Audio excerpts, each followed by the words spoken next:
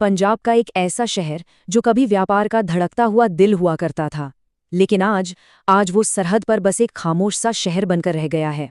आखिर ऐसा क्या हुआ कि इतिहास ने इसकी किस्मत की लकीरों को ही मोड़ दिया?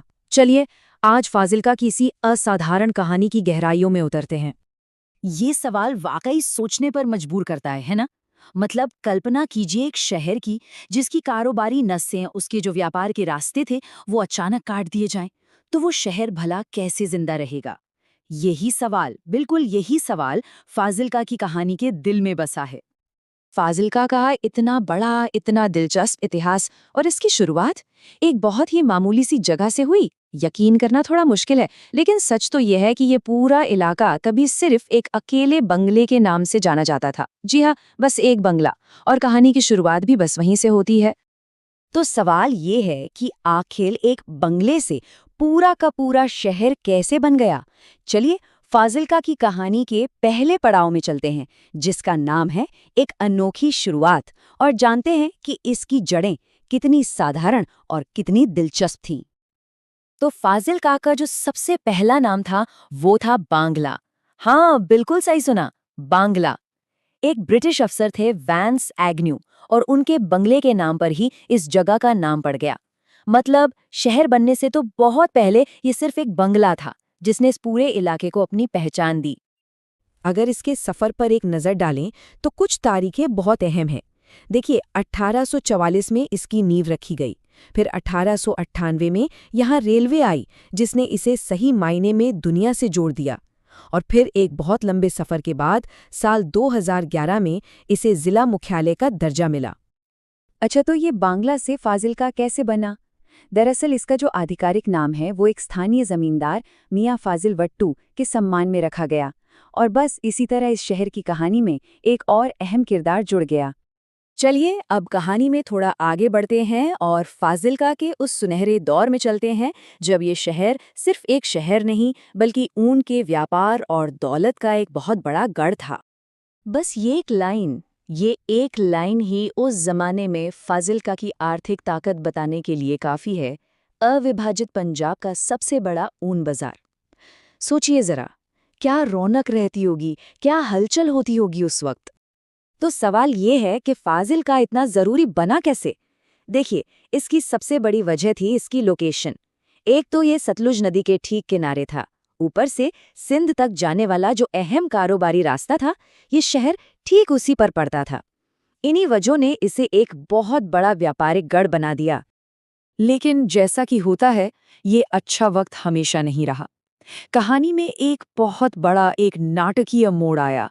इस शहर को एक के बाद एक ऐसे संकटों का सामना करना पड़ा जिसने इसकी किस्मत को हमेशा हमेशा के लिए बदल कर रख दिया। सबसे पहला झटका कुदरत की तरफ से आया। साल था 1908। एक ऐसी भयानक बाढ़ आई जिसने लगभग पूरे के पूरे शहर को तबाह कर दिया।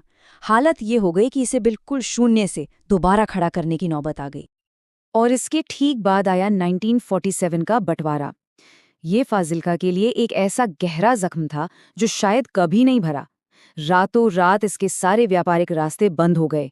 एक बहुत बड़ी आबादी को अपना घर छोड़कर जाना पड़ा। एक झटके में जैसे शहर की रूह ही बदल गई। और मुश्किलें यहीं पर खत्म नहीं हुई। बॉर्डर पे होने की वजह से 1965 और 1971 दोनों ही जंगों में फाजिल्का सीधा मोर्चा बन गया। सोचिए, जो शहर कभी व्यापार का सबसे बड़ा केंद्र था, वो अब जंग का मैदान बन चुका था। लेकिन ये कहानी सिर्फ बर्बादी की नहीं है। ये कहानी है हिम्मत की और फिर से अपने पैरों पर खड़े होने की। चलिए अब देखते हैं कि इन सब मुश्किलों के बाद फाजिल्का ने खुद को इस नई हकीकत के लिए कैसे तैयार किया, कैसे खुद को फिर से बनाया। इस शहर का जो बदलाव है वो कमाल का है। देखिए, एक जमाना था जब ये ऊन का सबसे बड़ा बाजार था, और आज ये अपने बेहतरीन चावल और कपास की पैदावार के लिए मशहूर है। पहले जहां रेगिस्तानी सामान बाहर भेजा जाता था, अब वहीं की पहचान बन चुका है पारंपरिक बाण और मूड़ा शिल्प। तो मतलब फाजिल्का ने सिर्फ अपनी कमाई का जरिया नहीं बदला, बल्कि अपनी एक नई सांस्कृतिक पहचान भी बनाई। आज इस शहर को लोग इसकी खास मिठाई तोशा के लिए जानते हैं, बाण की पारंपरिक बुनाई के लिए जानते हैं और हाथ से बने हुए खूबसूरत मूढ़ों के लिए जानते हैं। यही अब इसकी नई पहचान है, इसकी नई आत्मा है। तो इस पूरे सफ़र से, इस पूरी कहानी से हमें क्या पता चलता है? ये फाजिल्का की हिम्मत और उसके लचीलेपन की एक विरासत की कहानी है। फाजिल्का का सफर सच में असाधारण रहा है।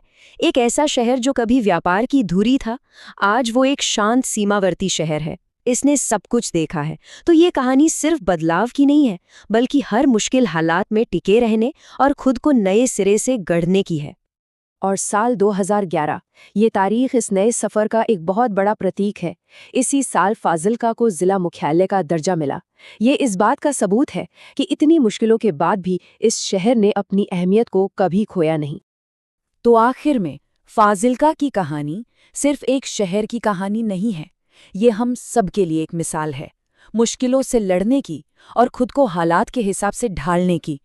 और ये हमें एक बड़े सवाल के साथ छोड़ जाती है कि किसी भी जगह की कहानी हमें टिके रहने और खुद को बदलने की हमारी अपनी ताकत के बारे में क्या सिखाती है।